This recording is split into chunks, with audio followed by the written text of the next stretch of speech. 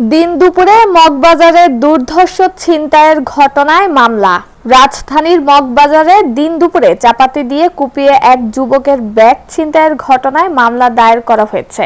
ভুক্তভোগী আব্দুল্লাহ বাদী হয়ে ডিএমপির হাতিরঝিল থানায় একটি মামলা দায়ের করেন।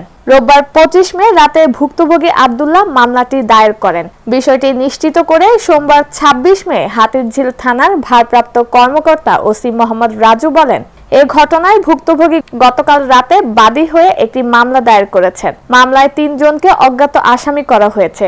আসামিদের গ্রেপ্তারে আমরা অভিযান পরিচালনা করছি। এর আগে দুর্ধর্ষ এই ছিনতাইয়ের ঘটনার একটি সিসিটিভি ফুটেজ ভাইরাল হয়।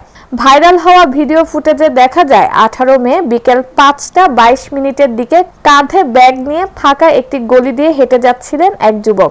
এ সময় বিপরীত দিক থেকে আসা একটি সাদা রঙের মোটরসাইকেলে বসে থাকা 3 যুবকের মধ্যে 2 জন ওই পথচারী যুবকের কাঁধে থাকা ব্যাগ ও অন্যান্য জিনিসপত্র ছিনিয়ে নেওয়ার চেষ্টা করছে। ভুক্তভোগী যুবক বাধা দেওয়ার চেষ্টা করলে মুখে মাস্ক পরা 2 জন ছিনতাইকারী চাপাতি বের করে তাকে আঘাত করতে থাকে। এ সময় আশেপাশে কয়েকটি কুকুরের চিৎকার শোনা যায়।